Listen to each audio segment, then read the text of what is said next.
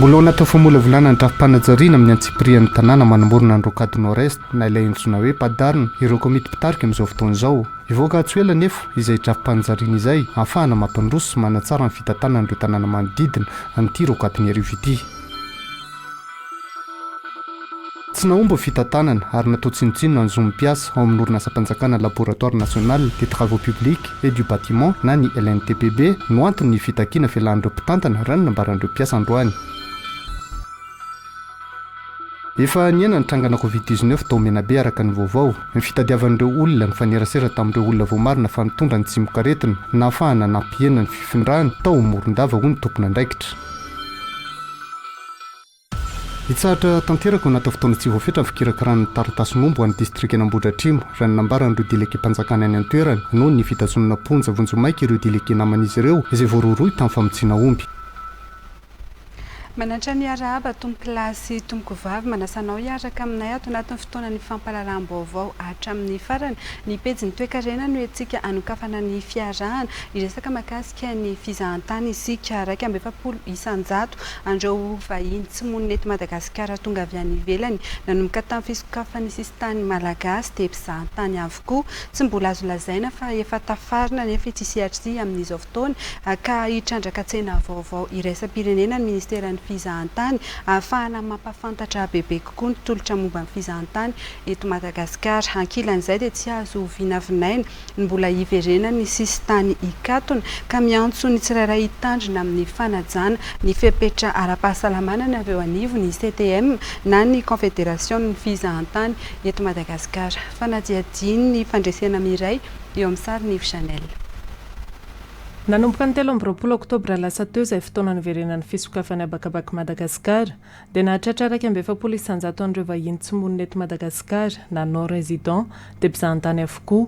Ny 20 isanjato kosa dia tonga nanatanteraka fitsidihana fianakaviana, 13 isanjato mpandraharaha ary 20 isanjato dia tonga noho ny antony hafa. Anatin'ny ezaka miarenana ny fampiroboroboana ny sehatra ny fizahantany, mbola hiroso amin'ny fitrandrahana tsena vaovao any ivelany amin'ny ministeran'ny fizahantany. Amin'ireo mpandraharaha avy any ivelany izay tsy mbola mahafantatra amin'ny Madagasikara, izany hoe tena marché vaovao mihitsy zany io trandrahantsika io dia eo indray tsika zany ampiona an'ireo mpandraharaha izay tsy mahafantatra Madagasikara io amin'ireo mpandraharaha malagasy. Ny taona 2024 na 2024 ny vinavinaina fa ho tafarina tanteraka ny tontolon'ny fizahantany no ny takaitrana avelan'ny Covid-19 raha ny fanadihadiana nataona fikambanana iraisam-pirenena momba ny fizahantany. Ho antsika eto Madagasikara, tao anatin'ny 7 volana ny katonan'ny sistany dia 720 isanjato ireo mpiasa tamin'ny sehatra ny fizahantany dia tratra ny chômage teknika avokoa, 20 isanjato voaterina tsahatra ary 940 isanjato ny orinasa amin'ny sehatra ny fizahantany no nikatona. Amin'izao vao manomboka miarina tsikelikely ny sehatra ka tsy azo vinavinaina mihitsy ny iverenan'ny fikatonan'ny sistany. Sanatryavina hitateraka mihitsy aloha ny hoe fiverenana fikatonana indray dia miankina amin'ny fanajany tsirairay satria na misokatra na tsy misokatra ny sistany ny sidina niditra foana aloha teto Madagasikara napody an'ireo olona avy any ivelany. Efa mba nahititsika hoe nisy ezaka vita tao anatin'izay. Manao ny anjara ny fanjakana eo amin'ny fanaovana an'ireny test isan-karazany amin'ny fampitomboana ny olona tokony ho vita vaksiny eto amin'ny firenena. Mino zahay fa raha mizotra sy mitohy izay dia tsy tokony tena ho atahorana be loatra satria tsy afaka ny katony eto foana. Anatin'ny drafitra sy paikady na ny tontolon'ny fizahantany, efa nisy ny dinika momba ny fanalefahana na ny fanafoahana amin'ny ampahany na amin'ny akababen'ny hetra an'ireo sehatra ny fizahantany miaraka amin'ny fanjakana raha ny fanazavana ihany. Araka ny efa natsidika tao amin'ny lohatenim-baovao teo dia tsy mbola azo atao ny manangana fotodrafitrasa manamorona ny lalam-baovao rocade ny arivo. Mbola ao anatin'ny famolavolana ny drafi-panajariana amin'ny antsipria ny tanàna manamorona rocade est na ilay antony hoe padarina hoy ireo komity fitarika amin'izao fotoana izao no amafisin'izy ireo androany fa hivoaka tsy hoely izay drafi-panajariana izay ahafahana mampandroso sy manatsara ny fitantanana ireo tanàna manodidina ny rocade ny arivo. Martina Nzara Randriantso. Manao ny fanadihadiana rehetra ahafahana mamoaka ilay drafi-panajariana amin'ny antsipiriany ho an'ny fampandrosoana manamorona ny lalam-baovao rocade ny arivo izay mampitohy anandranom-behivava sy baipasy amin'izao fotoana ny ministeran'ny fanajariana ny tany sy ny fananan-tany miaraka amin'ireo komina telo voakasika dia ny komina Antananarivo renivohitra, Ambohimangankely ary Ankadikely Ilafy mivondrona ao anatin'ilay tetikasa Sahampadarina. Mandra-piandry io drafim-panajariana io izay mamaritra ny azo atao sy ny tsy azo atao, manamorony ny lalan'ny rokadiny noho izany dia mbola voarara tanteraka ny fanorenana. Rehefa mbola tsy vita izy dia tsy misy daholo ny fananganana azo atao.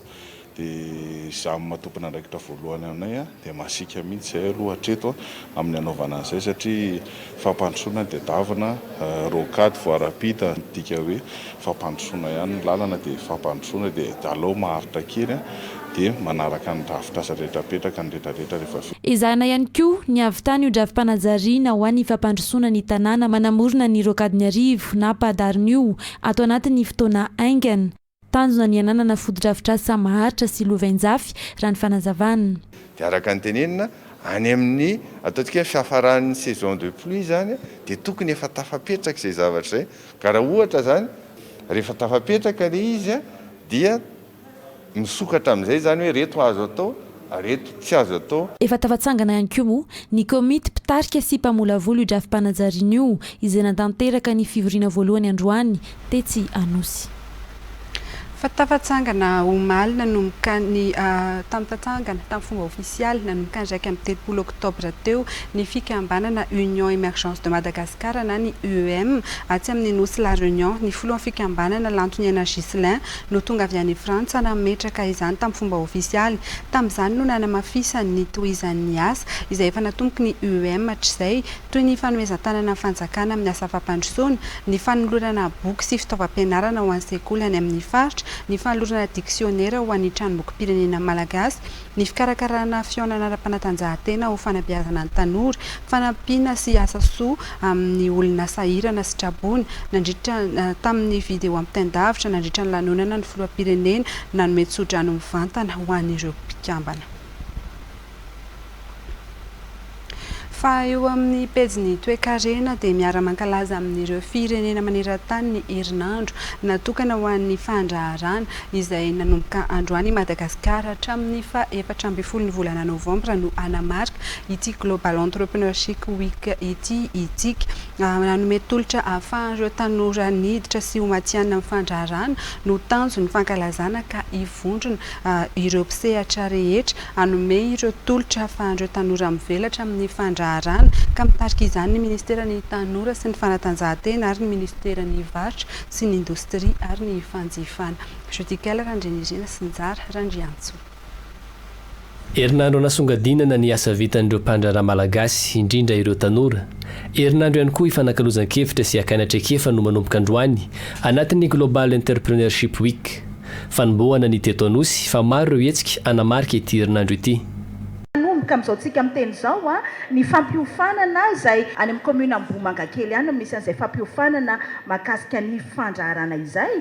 Misy ihany koa izay efa fanao isan-taona ny village by Nexta. Any Toamasina ihany koa dia misy fankalazana izay herinandro amin'ny fandraharana izay amin'ilay hetsika antsoina hoe Tomaketrika. Misy ihany koa Forum National des Entrepreneurs izay ho tanterahana ho amin'ny modèle Anosy. Ny visite d'entreprise ihany koa dia omena any tanora fa any tanora makatraikefa amin'ireo izay orinasa. Eo ihany koa any Toamasina any misy espace des jeunes entrepreneurs. Any Mahajanga ihany koa tsy adino ny Ndao Iketrika, ny salon digital de l'orientation de l'emploi et de l'entrepreneuriat izay atao eto Antananarivo. Ary ny tena lehibe indrindra ao anatin'izay dia ny réseautage an'ireo izay mpandraharaha. Efa mitaridalana amin'ny fanandratana ny fandraharana sy ny indostria raha teo ny fanjakana amin'ny alalan'ireo tany-ketsy industrialy napetraka manerana ny Nosy. Manjato isa eo ny vinavinaina hapetraka amin'ity tany-ketsy industrialy ity iarahana miasa hatrany fotony io any amin'ny commune, any amin'ny district dia hitoamana antsika rehetra na eo feon'ivon'ny sehatry ny fandraharana zany na ataontsika hoe ireo izay mbola manomana ny mpandraharaha mba entana isika. Mazava ny afatra dia ny hoe mila miketrika ny tanora mba hatongavana amin'ilay fisandratana ara-toe-karena sy hanatsarany ny fiainany. iverenantsika ny vaovaon'ny politika iresahantsika mahakasika ny fampandrosoana eny fotony manatanteraka fikaonandoha mandritra ny 2 andro any Antsirabe ireo ben'ny tanàna maro sy ny governoram-paritra manerana ny nosy isy ny fampandrosoana eny fotony ary anavotana ny fahantrana nandritra ny taona maro nanokatra izany tamin'ny fomba ofisialy androany ny lehiben'ny governemanta sy ny ministry ny atany sy ny fitsinjaram-pahefana Jameson Randrianarimanana Viva-Antsirabe no mitondra ny andindiny izay. Antoka ho amin'ny fampandrosoana Madagasikara ny fampandrosoana eny fotony. Ilaina araka izany ny fifampiresahana eo amin'ny tompon'andraikitra voalohany eny amin'ny komunina sy ny faritra tsirairay. Mitaky fomba fiasa matipaika, mirindra ary milamina izany. Antony nanaovana fikaonandoha miaraka ny ben'ny tanàna sy ny governoram-paritra manerana ny nosy eto Antsirabe nanomboka androany. Eo amin'izay fikaroana an'izay fomba fiasa matipaika sy mirindra ary milamina izay dia ilaina ny fifanakarozankevitra. Ilaina ny fizarana trakefa. Ilaina ny fifanomezam-baovao. Ilaina ny fikaonandoha tahaka izao tanterahantsika izao. Indrindra fa ny tompon'andraikitra maratonga ny gouverneur tsirairay any amin'ny toerana misy azy any, ny ben'ny tanàna tsirairay any amin'ny toerana lavitra isan-karazany rehetra dia miatrika ny olana goavana mianjady amin'ny vahoaka. Lara-pahamehan'ny fitondrana ny anenjehana ny fahatarana nandritra ny taona maro amin'ny alalan'ny fitsinjaram-pahefana ka manampy sy manao tantsorika azy ireny ny governemanta. Tanterahina zany amin'ny alalan'ny reny fanapahan-kevitra maro isan-karazany reny nametrahana ny gouverneur mifaritra, nametrahana ihany koa ny reny teti-bola manokana ho an'ny faritra, nametrahana ihany koa ny fampitaovana ny faritra rehetrarehetra reny mba ahafahantsika manatratra ny fahatarana be dia be amin'ity firenentsika ity. 2 andro ny faharetan'ny fikaonandoha ary mifampitafa ny ben'ny tanàna sy ny governoram-paritra ny avy amin'ny ministera maro mba hisiany fampandrosoana eny fotony. Fatahorin'ny faritra Analamanga dia anjaran'ny faritra Aloatra Mangorindray no nanohizana ny atrikasa fanentanana ifotony ataon'ny zandarmaria mikasika ny fanabeazam-bohy ireo traikefa azo tamin'ny fampanajana ny fipetrasakana amin'ny ady amin'ny fiparitahan'ny Covid-19 ary indrindra ny fampanakakezana amin'ny mpitandro filaminana sy ny fiarahamonina eny fotony. Fanadihadiana. Anatin'ny tetikasa Cap Madaya raha ny Organisation Internationale pour les Migrations na OIM sy ny zandarmaria pirenena ity ny apetraka fomba fijery vaovao. Araka ny teny mpilamatra izay napetraka ny arahana tamin'ny OIM dia hoe namanao fa tsy fahavalonao ny zandarmeria. Fomba fijery vaovao zany hitondrana ny fiarahamonina ankehitriny dia hoe tsy tokony ilay sazisazy nandritra ny ady tamin'ny Covid reny ihany no ahafantarana ny zandarmeria fa tokony ho namana, mpiaro, mpitsinjo kanefa kosa mitondra n'ilay hoe fampiarana ny lalàna fanaraha-maso fampiarana ny lalàna. Naneho fahavononana amin'ny fiara-mientana sy fiara-miasa amin'ny zandarmaria pirenena ireo fiarahamonina ifotony teto amin'ny faritra Nalanjorofo na mahakasika ny ady amin'ny fiparitahan'ny Covid-19 na ny ady amin'ny tsy fandriam-pahalemana. Ankehitriny dia miaraka amin'ny mpiara-mambonantiko sy idina ifotony ary midina ifotony amin'ireo mpitondra hatrany amin'ny fokotany sy ireo mpanentana any amin'ny fokotany sy ny quartier any izy ireo anapofony an'izany fahavononany sy anatsarany an'izany traikefany zany ary indrindra fandraisany an-tanana amin'izany ady etrehana zany anatsarany nefa vita anatonany bebebe kokoa ny vahoaka sy ampifantarany ny hoe tsy fahavalo ny zandarmeria fa namana hatrany.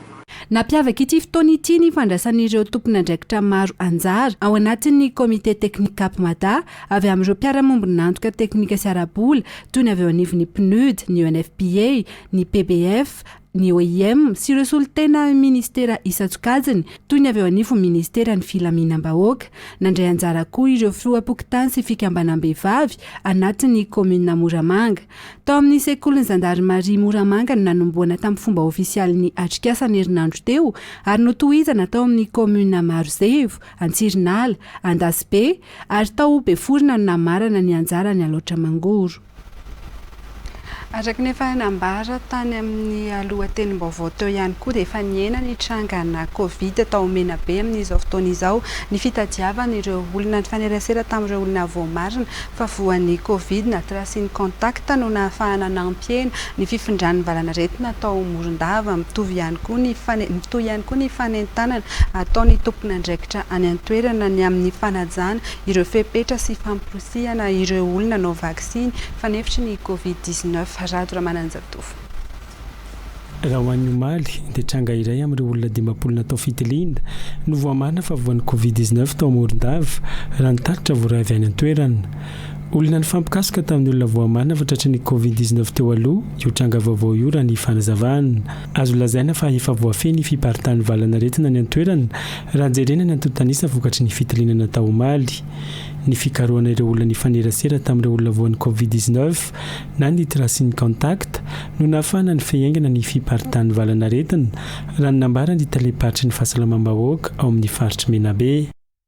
Ny système nampiasainay zany raha fa ny positif le olona dia tadiavina navana tracing contact ny contact an'igny ka rehefa atao prélèvement reny olona reny dia hojerena amin'izay hoe raha izy no positif tonga dia efa raisinay an-tanana ampidirinay hôpitaly fa tsy misy hoe traitement à domicile zany fa tsy maintsy miditra amin'ny hôpitaly dia maly moa azo lazaina anao fa nisy cinquantaine nalefanay prélèvement tany Antananarivo dia nalefan'ny ministère avy any amin'izay mpandefa Covid-nay zany amin'ny résultat nay dia anankiray ihany ny positif amin'io dia ka contact ny olona zay fa positif taloha izy io dia io zany no positif dia io zany no tadiavina ka azoko lazaina aminao fa marina fa nisy anjana fa voa maîtriser izao efa mihena io resaka situation amintsika miteny izao.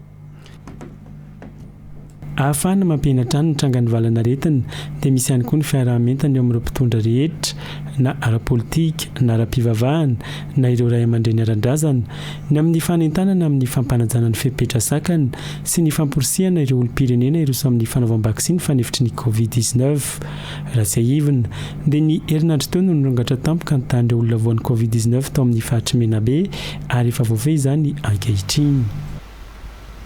Eo amin'ny vaovaon'ny trangam-piarahamonina dia mbola misy hatrany ny fanafinafenana ny herisetra aranofo indrindra fa raha sampianakavo no voakasika zazalahy iray 5 taona no nitaraina onaolan'ny dadatoany tetsy Anosy Avaratra ny farany volana Oktobra teo ary noho izy ireo sanotory dia ireo ray aman-dren'ilay zaza indray no nariny ny fianakaviany. Fanadihadiana nataon'ny Judikala Randrenirina eo amin'ny sary ny Njara Randriantso.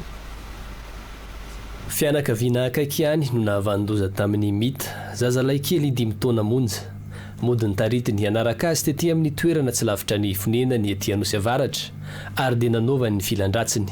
Netin'io tontonan'io nakafasika io zazy io rehefa avany verina avany zazy io taraina tamin'ireny hoe marary ary neny sady malemy mihitsy zazy io dia efa maneny ianao atairana ny andro ray aman-dreny nahare izany nitototona anatona mpitsabo tonga hatreny amin'ny hôpitaly be Filatanana ary dia valaketraka tanteraka nandreny valiten'ny mpitsabo. Jereny io zazy io jereny dokotera teo hoe tsy mahazo mijery fa tena asisika anjery fa tena vita an'le olona misy le zanako avy eo nakataratasy fotsy io dokotera io tsy maintsy manao fitorinareo izy fa tsy azo avelanareo amin'izao io fa inareo indray ny fitoeran'io zavatra io nanoratra karne indray izy nomena gendarme sabotsina miaraka amin'ny fanafody rehetra izay nilaina tamin'ny zazy io. Ny 20 Oktobra teo no trangany herisetra tamin'ity zazalahy kely ity hatramin'izao tsy miverina ny sainy fa toa voadona kely ireo mpiray vodi-rindrina mahafantatra azy. Niakatra fampanoavana ny 5 Novambra teo ny raharaha ary ny tanany eny an-tany Moravonjimaika ilay nahavandoza saingy manay izy mivany ankehitriny satria fianakaviana ihany ity nanao filandratsy ity ary manam-bola ananan'ireo havana ena maso ka sao takotakomana ny marina. Efa nifototra tamin'izy mivady raha teo ny fianakaviandra lehilahy izay nipetrahan'izy ireo teo aloha. Nareo izy tsy aresy ny fianakaviany tena mihitsy nareo satria fianakaviany tena izy ray manontolo mpanambola ozy sady manan-karena fa nareo zao dia tsy maintsy miala ato aminay ozy izy tsy mandingana nyity tokotany ity tsony dia andro toy ihany izay dia miala atao ny akandrony tafiana ihany nentinay za motorana tsy natsiaro inona izay tranga atao tsony a dia tamin'io izay dia zao ny akanjoko nentiko miala taminy anazy zao ny zanako dia za mampalailanay hoe le zanaka tokony hovonjena sojerena ve atakalo hoe vola arena ve sa hoe madikena maso hoe avabaraka le fianakaviana fa rehefa zavatra tsy mety izany dia tokony apotra foana fa tsy ho afempenina ao anaty fianakaviana marina. Teny navoaka ny vavandrafozako ho iasina ny hoe mbola ho raharalava io fa ho hitanareo fa ny marina mitavozavoza tsy maharesy ny lainga tsara lahatra sady latsa-dranomaso izy ary miandry ny toy ny raharaha izay hiakatra fitsarana ny 24 ny volana novambra ho avy izao. Mbola amin'izay vaovao ny trangam-piarahamonina izay ihany dia saika nitrangana famonoan'olona sy fakana-keriny indray tao Anjozorobe ny aliny enina ny fony 7 novambra lasa teo ny fiara-miasa teo amin'ny fokon'olona sy mpitandro filaminana no nahatrarana io drafitra maloto io raha ny fanazavana azonay avy amin'ny kompania Imerina Centrale androany ny fokon'olona izay nampita vaovao ara-potoana tamin'ny mpitandro filaminana ka nahafahany izandary nandray fepetra aingana izay ny kompania ny Imerina Centrale moa no nanao ny asa ka nahazona izao vokatra izao fanadiadiana. Ny aliny 9 novambra 2024 lasa teo ny nanomboka tamin'ny 10 alina no nanomboka hitan'ny andro maso tokon'olona fa misy andian-dahalo miodiody sy nivezivezy nanodidina ny tanàna Ambongatsara komuna Ambongamarina distrikana Anjozorobe avy hatrany dia nampandreny mpitandro filaminana izy ireo araky ny fampitam-baovao voarainay ka zandary 3 lahy no nahetsika sy niazo avy hatrany io tanàna io tamin'ny 12 sasany alina izy ireo no tonga tao an-toerana natahotra ireo dahalo ka nitazodozitra avy hatrany tsy nahatondra ireo fitaovana teo ampelantanany intsony ireo dahalo fitaovana izay nahitana basy vita gasy bala misa 3 7 mm sy balana kalibre 12 ody gasy iray kilaona fenina tao anaty sainam-pirenena ary taratasy misy pejy 3 misy ny fikasana mony sy akavola ho takalinaina vehivavy roa no nokasain'ireo dahalo vonoina sy akana vola 20 tapitrisa ariary araka ny loharano vaovao ihany olona 3 kosa no fantatra treto fa nandefa sy nanao soniny taratasy vehivavy ny iray ary lehilahy roa efa nitanana anaovana fanadiadiana ary ahina ho adonikotrika io asa ratsy io izy ireo mbola toerak'izany ny fanadiadiana momby ity raharaha fikasana mon'olona sy ankankeriny tao Bongatsara Anjozorobe ity.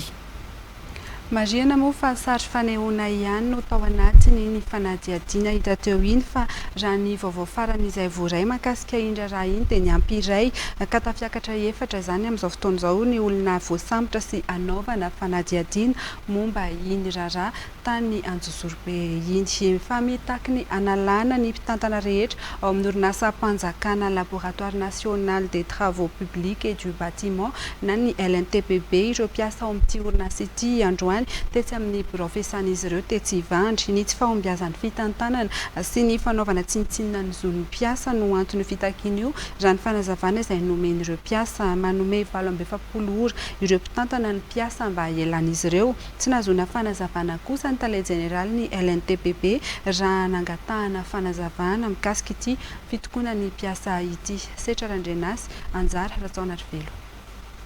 Nanao fitokonanareo mpiasa ao amin'ny orinasa mpanjakana LNTPB na ny laboratoire national des travaux publics et bâtiments mitaky ny analana ireo mpitantana ao amin'ity orinasa ity ireo mpiasa noho ny tsy fahombiazana ny fitantanana sy ny tsy fanajan'ny mpitantana ny fifanarahana arak'asa mitaky ihany koa ireo mpiasa ny anasiana ny solotenan'izy ireo ao anatin'ny filankevim-pitantanana ny orinasa LNTPB manoloana izany manome 27 ora ireo mpitantana ireo ny mpiasa mba hametrahan'izy ireo fialana. Eo amin'ny resaka comité d'entreprise zay tokony hatsangana eto amin'ny orinasa io satria hita tokoa ny kaboraraka eto amin'ny orinasa zany hoe misy tsy filaminana eo anivon'ny fitantanana izay indrindra na tonga amin'ny mpiasa mitaky any fananganana ny comité d'entreprise io eto amin'ny orinasa. Ankoatran'izay moa betsaka ihany le izy fa toy ny fanenjena mpiasa sy ny maro samihafa marary mpiasa le izy efa hatramin'ny 10 taona lasa ankehitriny feno ihany kapoaka araka n'izay fomba fiteny zay dia tsy maintsy tonga amin'izao a amin'ny maha organisme rattaché amin'ny ALNTBB dia izy dia anisan'ny patrimoine national tsy orinasy ity. Amin'ny maha patrimoine national anazy dia tsy ekenay mihitsy ny fanaovana anazy ho société anonyme. Eraka Afrika dia misy ny atao hoe ALNTBB, misy daholo zany. Dia rattaché amin'ny fanjakana tsy ana olon-tsotra zany. Angatanay ny fialana tsy misy atakandro ataony amin'ny antso izay ataony DAF sy ny CG ihany koa ary ny DRH izay angatanay ihany koa ankoatran'ny fialana diso. Rehefa nanantona ny tale jeneraly ny orinasa LNTBB nefa ny mpanao gazety nangataka fanazavana momba izay fitakiny ny mpiasa izay dia nanambara ny tale jeneraly fa tsy afaka miresaka amin'ny mpanao gazety ny tenany na ny mpanao gazety ary tsy nahazo niditra tao amin'ny faritra nisy ny orinasa. Fahitsahatra tanteraka anatin'ny fotoana tsy voafetra ny fikirakirana taratasin'omby ho an'ny distrika Ambohitra Atrimo anatin'izany ny FIB na ny fiche individuelle de bovité, ny passeport, ny fampivarotana ary ny bokin'omby araka ny fanambarany délégué mpanjakana Ambohitra Atrimo androany manoloana ny fitanana amponja ireo délégué naman'izy ireo izay voaroroy amin'ny raharaha famotsiana omby. Fity miariko feno Yves Chanel. Ampoliny ireo lehibe ny boribory tampanjakana ny tananaponja amin'izao fotoana izao voaroroy mikasika ny raharaha famotsian'omby. Tsy mifandanja ireo anjara andraikitra amin'ity sehatra ity ka voatonona farany ireo délégué mpanjakana raha nanambaran'izy ireo androany. Nangataka moa izy ireo nijerena akaiky mikasika ireo raharaha ireo. Manomboka amin'ity masinandro androany ity dia mitsahatra vonjomaika ato anatin'ny distrika Ambohitra Atrimo ny fikirakirana ireo taratasin'omby rehetra toy ny FIB, ny passeport, ny fifampivarotan'omby, ny taratasy fanampiny ary ireo bokin'omby izay efa voalaza tetsy ambony ireo.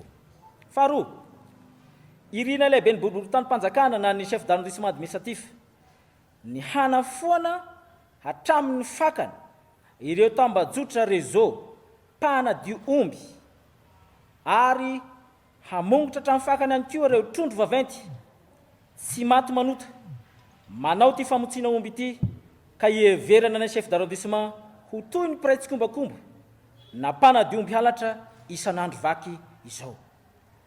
Fatelo, izahay chef d'arrondissement administratif takinay ny fanaovana dinika amin'ny vantana amin'ireo ministera samihafa tompona andraikitra mpikirakira ny taratasin'omby aminay. Nangataka ny eo amin'ny ministera tsirairay tompona andraikitra ihany koa moa ireto délégué mpanjakana ireto mikasika indrindra ny resaka raharahan'omby eto Madagasikara. Ankoatr'izay ihany koa dia mitaraina izy ireo amin'ny tsy fampiny ny fitaovana entina manatanteraka ny asa. Hoarahantsika ato anatin'ity publi reportage ity fa mikarakara famelabelan-kevitra momba ny tontolon'ny fandraharana ny sekoly ambony IMCAM sampana IMCAM entreprenariat ny zoma ho avy izao manomboka amin'ny 7 maraina etsy Ivandry. Ivitoerana misy ny IMCAM no anatanterahana ny famelabelan-kevitra hevitra voizina ao anatin'ity IMCAM entreprenariat ity ny fandraharana mifototra amin'ny fifampitokisana ny asa ary ny fahombiazana FDP telo izay tsy mivoana amin'ny maha kristiana ary afaka mananatra avo ny maha malagasy mpandraharaha maro no asaina mandritra io famelabelarana ho atao eny amin'ny sekoly ambony IMCAM etsy Ivandry ny zoma ho avy izao io. Ndao ary rahantsika izay publi reportage izay.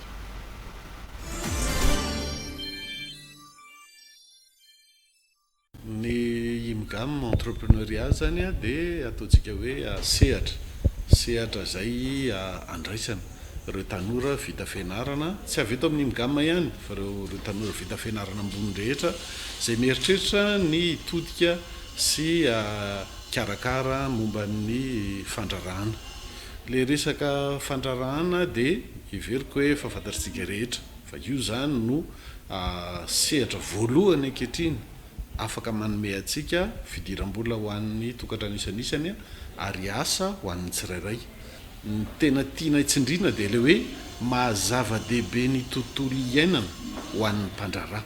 Ny tontolo andrarahana no miatoka mahavelona na mahafaty ny orinasa ataonao fa tsy dia vitan'ny fahaizanao rery samy rery fa kinganao rery na dia zava-dehibe ary zany. Ao anatin'izay le hoe tontolo iainana zay dia manasy izahay an'ny pastor Zaka Andriamampianina. Izy moa zany dia sady mpitandrina no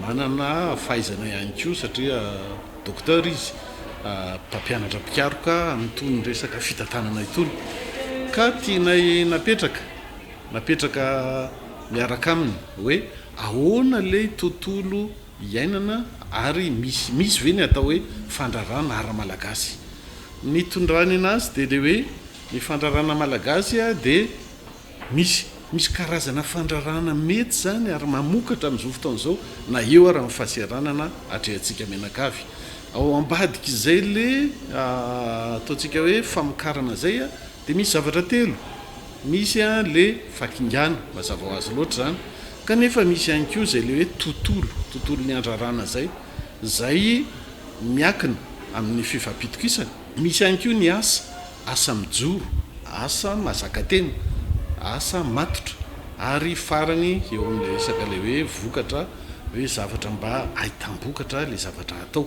zay zany no everina manina ho asiana famelarabela-kevitra asiana fifanakalozana amin'ny zoma zao 12 novambra amin'ny 7 maraina eto ivandry eto amin'ny imgam de isy famelabelarana ho tarihin'ny pastora Zaka Andriamampianina zay le fifampidirana fifamatoran'ny fomba fitantanana sy ny maha kristianina zay de ao ambadika izay ny maha malagasy zay zany ny tiana voizana ka ny zavatra tena tiana iantsona ary maro reo vondron'ny mpandrara zay atsona anisan'izany ny fifimpamahy zay anisan'ny andray fidenena irenay amin'io fotoana io ny mametraka ny hoe ahoana ny azoana amin'ny fanometanana etsika maro no tanterana manerana nosy amin'ny herinandro avy izao mahakasika ty famelabelaran-kevitra momba ny fandrarana eto Madagasikara ity.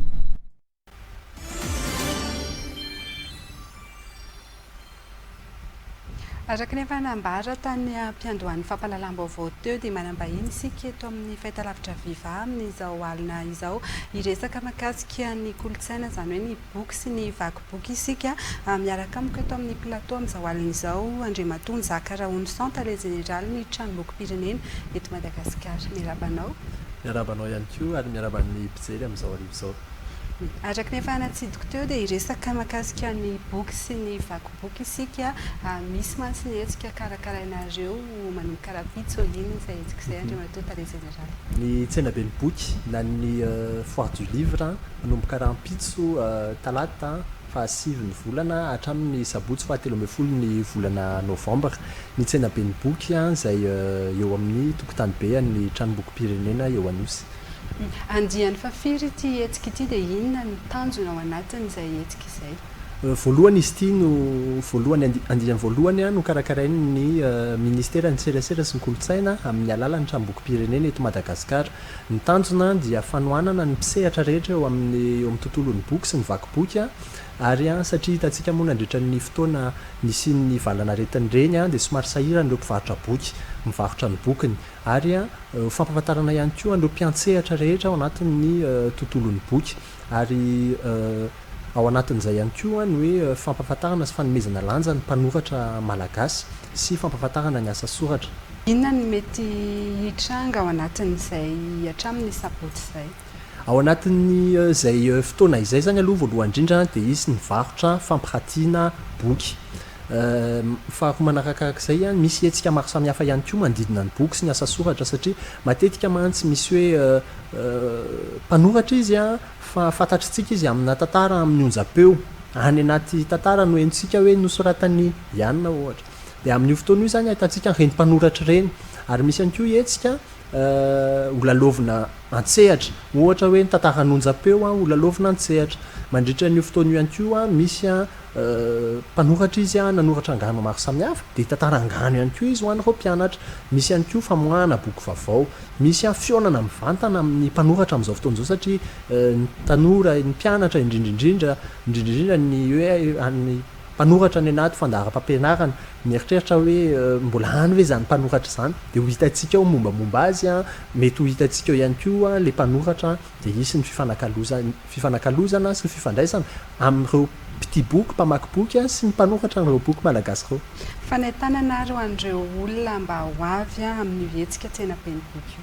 manasantsika rehetra malagasy rehetra eto Antananarivo mazava ho azy anatrika ny tsenaben'ny boky ary manasa indrindrindrindra ny mpianatra sy ny mpampianatra ary isika any anatin'ny sekoly isan-karazany any mba hitondra ny mpianatra satria everinay hoe zava-dehibe ho an'ny ankizy ho an'ny tanora indrindrindrindra eto Madagasikara ny mahafantatra ny boky mivoaka eto Madagasikara mahafantatra ihany koa fa maro ny mpanoratra malagasy ary maro tanora malagasy izay misehatra ao anatin'io tontolo io dia manasa antsika rehetra ho tonga ao anatin'izay fotoan'izay.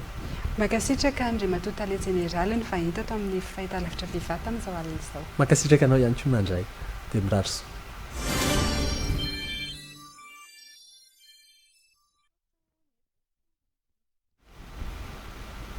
Eo amin'izay pejy ny kolotsaina izay ihany dia nahavita ny alasaona ny tarika maleo tetsy Antsahamanitra omaly raha toka raha omainto no ny fanesy teto atao anatin'ny telo taona seho iray izay nentin'izy ireo ny sedra ireo mpakafy ihany koa ho fanomanana ny fankalazana ny 15 taona ny karan'ny tarika Antsehatra naverin'ny Damasy Bekoto avokoa ireo hira nalalan'ny maleo ary tsy nijanona tamin'ireo hira fanaony sy noforonisy rahalahy sisa tavela nampiakatra Antsehatra ireo mana-talenta mpanao cover ihany koa ny tarika ary isany surprise ireo zanak'ireo mpikambana nanao ny hira ny maleo.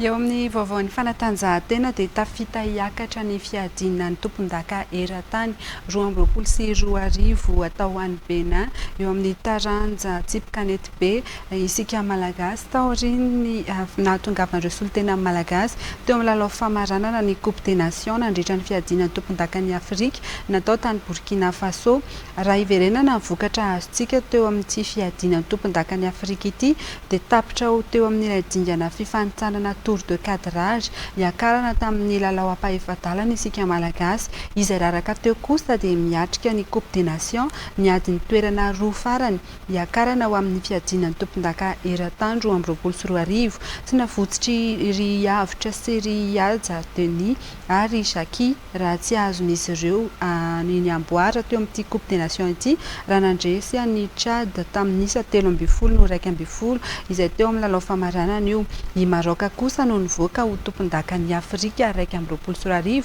teo amin'ny taranja Tsipikanety be.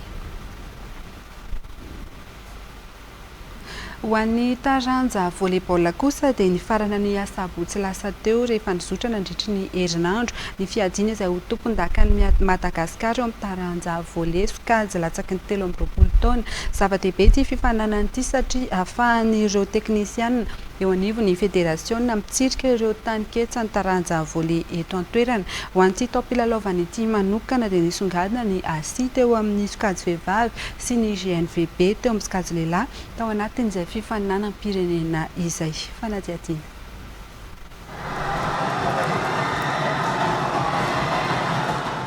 Ny Azia miakanjo volondavenona amin'ny sary no nibatany amboara teo amin'ny sokajy vehivavy nandritra ny fiadina izay ho tompon-dakan'ny Madagasikara eo amin'ny taranja volleyball ho an'ny latsaky ny 13 taona. Voatery niakatra tany amin'ny tie-break ny mpilalao nitosy vao nivoaka nandresina nanoloana ny GNVB teo amin'ny lalao famaranana. Arak'izany dia niady tokoa ny fiainana teo amin'ireto kluba roa ireto satria raha hidirana lalindalina kokoa ny isa dia 15 no 13 ho an'ny Azia no nisarahany rotota teo amin'ny seta voalohany. Lasa ny GNVB tamin'ny isa 9 no 14 kosa ny seta faharoa ary mbola ny Zandary hatrany no nahazo ny seta fahatelo tamin'ny isa 15 no 14. Norombahany Azia kosa nefa ny seta fahaefatra tamin'ny isa 15 no 19 ary tamin'ny isa 15 no 9 no nahazahoan'ny mpilalao nitosy ny tie-break. Ho an'ny Azia dia ny asa mafy natao nandritra ny fanomanana no tena laklean'izao vokatra tsara izao. Ny secret tsy dia nisy fa nanomana izay efa nisy fotoana nanomananay zany dia zay vokatra kotrana ihany zany ny tena secret. ho an'ny GNVB kosa indray dia ny tsy fahampiny fifantohana teo amin'ireo mpilalao no hanazavain'ny mpanazatra fa nahatonga izao faharesena izao na dia eo aza nefa izany dia tsy kivy reto farany fa efa mibandina sady ny tanjona ambonimbony kokoa ho azy ireo. Ny tanjona apetraka ao anay dia mandehanao champion d'Afrique ho an'ireo ankizy ireo satria betsaka ny avenir amin'ireo mbola kely taona daholo ireo nampilalaovina eretseretana le avenir eretseretana relève manaraka. Fa ho an'ny sokajy lehilahy kosa indray dia ny GNVB miakanjo fotsy sy manga amin'ny sary no nivoaka ho mpandresy teo amin'ny famaranana rehefa nandresy ny CVBF farafangana tamin'ny 7 tenin'oray izy ireo. Manomboka eto kosa isika dia anaraka ireo vaovao-pasitra mifanesy fity miaroko feno no hiaraka aminao anatin'ny fampahalalam-baovao amin'ny teny frantsay. Isaorana ny ekipa rehetra, isaorana ihany koa ny teknisiana, ny kirakira izay lafiny ara-teknika izay tena kosa mametraka ny veloma mandra-pitafa ho amin'ny rapitso indray. Veloma tompoko.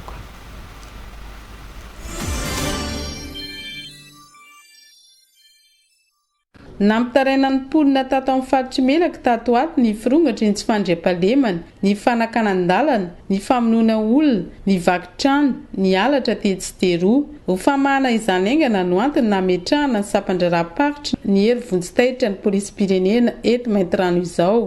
Ninona fampandrosoana entinay eto amin'ity faritry melaka ity, ninona fikasana entinay eto amin'ity faritry melaka ity dia tsy afa-mandroso zay raha tsy misy ny fahalemana. Ankehitriny sarotra ny laza hoe ho tonga lafatra hoe 0 incident 0 vol eto amin'ny faritry melaka fa efa fantatra sahady amin'ny fahatongavan'ireo teknisiana fa betsaka sahady ny vokatsoa ho azo amin'izany. Tonga dia efa miperinasa vetrany ireo polisy-pirenena voatendry hiasa ho amin'izany ary efa vonona ihany koa ny fitaovana entina miatrika ny azy. Isaorana IPTP eo anivon'ny polisy-pirenena izay tsy loko teny eto ny fanampiana goavana nataony tato amin'ny gouvernorat ny faritry melaka sy ny député tamin'ny fanomezana fitaovana sy ny fahalavorariana le fotodrafisasa hametrahana an'ireo polisy ireo. Ireo zany dia isahana ny faritra rehetrarehetra indrindra le gestion ataonay hoe limitrophe amin'ny faritry menabe iny.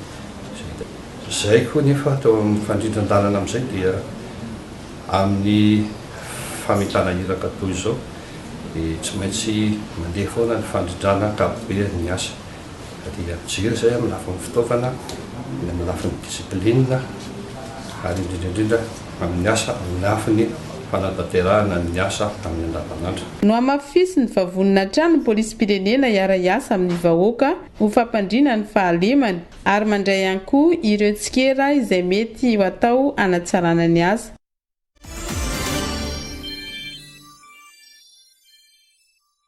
Fanadiovan-drano mahatratra 520 metatra toratelo isan'ora makany amin'ny tobin-drano lehibe eto amin'ny fokotany Antanamalaza, fantsona 4 kilometatra makeny amin'ny Sinibean-drano ao amin'ny fokotany Ambohitsimanova ary toeram-pidiovana sy fahatsakana ho an'ny Daolobe napetraka teto afovoan'ny tanàna. Ireo ny foto-drafitr'asa lehibe natao teto amin'ny komina ambanivohitra Ambohitsimanova eto amin'ny distrika Antsirabe faharoa. Mahazo rano madio azo antoka avokoa ny mponina Mahery 4,000 amin'ireo fokotany roa ireo ary misitraka izany koa ny sekolim-panjakana sy ny toeram-pitsaboana. 70 andro ny faharetan'ny asa niarahana tamin'ny vahoaka Amerikanina tamin'ny alalan'ny USAID ka ny zoma teo no notokanana izany foto-drafitr'asa izany. Midika ho fampandrosoana eny fotony ny fahazonana ny foto-drafitr'asa tahaka izao. Ny fitokanana ny foto-drafitr'asa fanatanterahana ny velorano faharoa dia ny fisitrahan'ny vahoaka malagasy rano fisotro madio dia midika fanatanterahana ny programan'asa-panjakana. Midika ihany koa zany fahasalamam-bahoaka satria manomboka izao zany ny olona dia rano fisotro madio no tonga ny tokantranony ary sitrahany. Midika ihany koa zany fiarovana ny tontolo iainana satria tsy maintsy harovana sahandrika manodidina ny fitahirizana an'ilay rano misy ety. Midika ihany koa fampandrosoana satria mivoatra ny fiainan'ny mponina aty ambanivohitra aty satria tsy mahatsaka rano 2 na 3 kilometatra intsony ny ankizy sy ny tanora rehefa ao an-tranony eo an-tokotaniny no tonga ny rano. Mahavelom-bolon'ny mponina ny fahazona rano fisotro madio tahaka izao. Zay taloha matsaka ny andoharano dia amin'izao fotoana izao ritra le loharano dia hatramin'ny vitany popy mba miadana be anay. Mba mahazo tombotsoa zany zay rehefa tonga le rano. nambara ny talemisahana ny famatsiana ny rano avy ao amin'ny ministeran'ny rano ny fanadiovana sy fidiovana fa manao ezaka ny fitondrana mba azon'ny mponina rano fisotro madio amin'ny sandany zakany rehetra. Natolotra tamin'ny fikambanana tsy miankina iray ny fitantanana ny rano eto amin'ny komina ambanivohitra Ambohitrimanova.